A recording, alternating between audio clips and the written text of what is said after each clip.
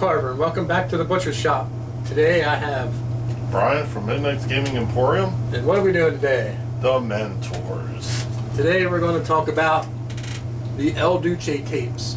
And this is a documentary about the life and times of Eldon Hoke, better known as El Duce, the front man for the band, the shock rock band, the Mentors.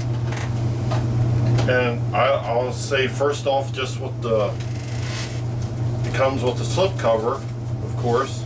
Oh yeah, this. But also,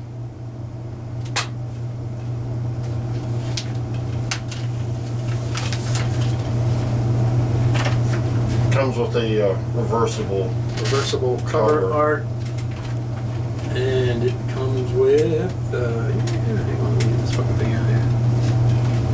And it also comes with a booklet that details pretty much whatever's in the Blu-ray.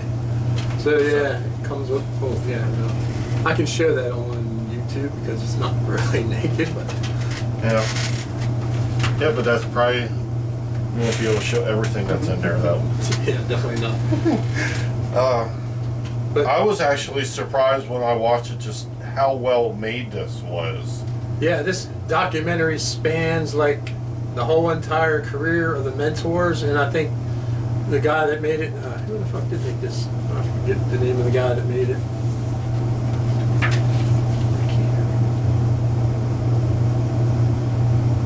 Brian Sexton. Brian Sexton interviewed El Duce, and he pretty much had like 24 tapes of material that basically he interviewed El Duce and then followed him around with the camera, and those tapes then ended up in a storage locker until now. Yeah.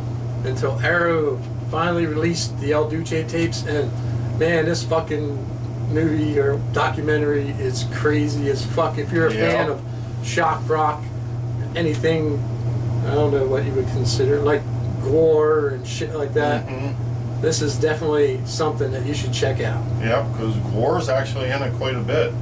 They're one of the people that they interview. And there's a lot of funny stories about El Duce, and there's also a lot of sad stories about El Duce. Yep.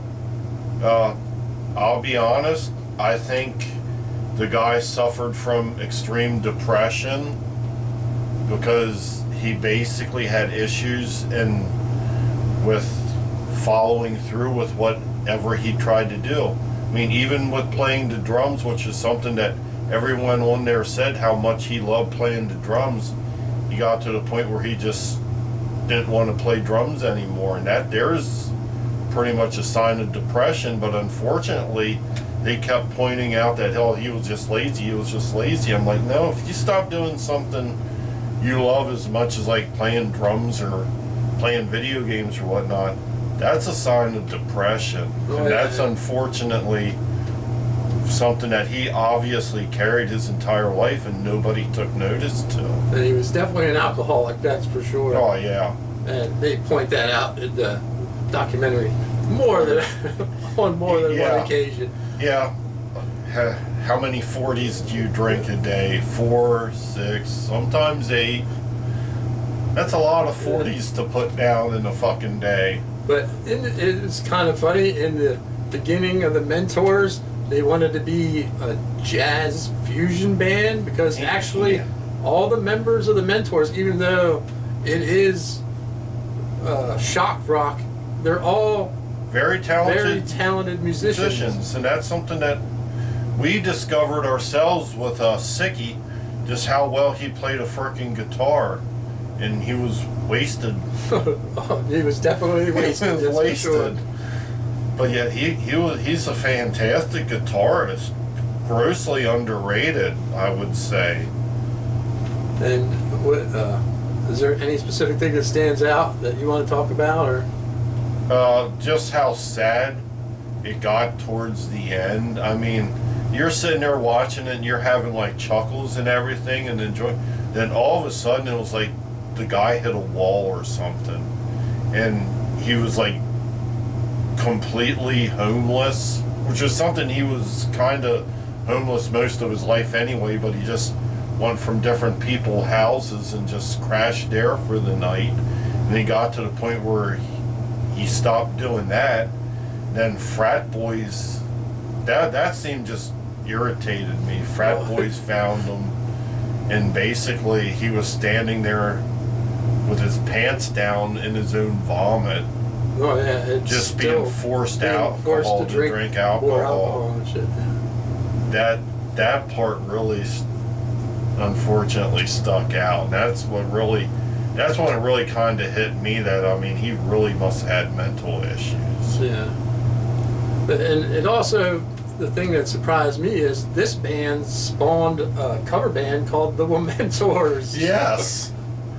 Which, I don't know even if they're still a band or not, but if they're still around, I would love to. Well, I guess in the time of a pandemic, there's no live shows anymore, but I think it would be cool as hell to check them out if they're still around. Yeah. I'd have to do some research to find out. I'm pretty sure they're not, but who knows?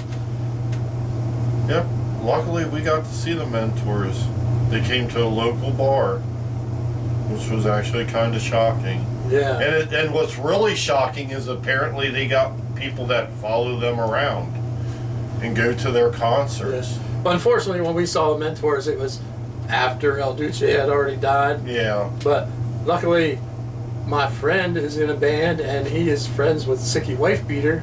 And the first time I saw him, it was on a Thursday night, and the Mentors were supposed to play in New York, and apparently they got kicked out of the club they were at, and they wanted to just play a show, and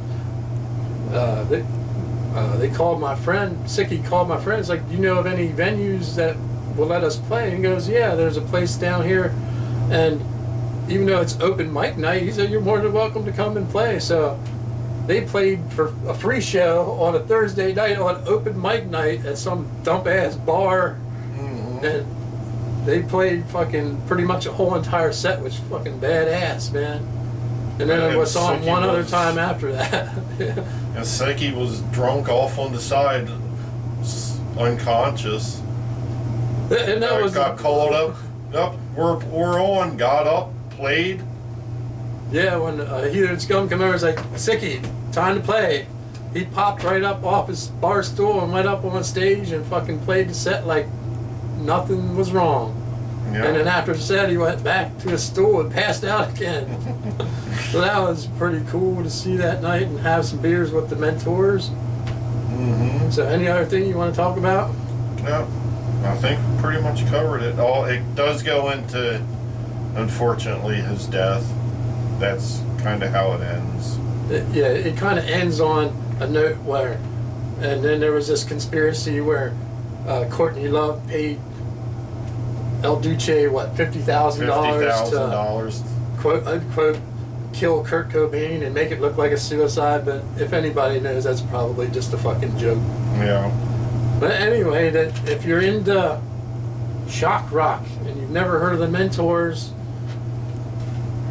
check out the El Duce tapes. It's definitely worth a watch. Yes, it is. I was seriously shocked at how good that was. I'm gonna watch it again. It's amazing. It's definitely worth watching. It has extreme amount of bonus footage on the Blu-ray, so there's that too. Yeah. So on that note, this is Jacob Carver from the Butcher Shop. Until the next time, let the blood run red. Signing out. No massacres.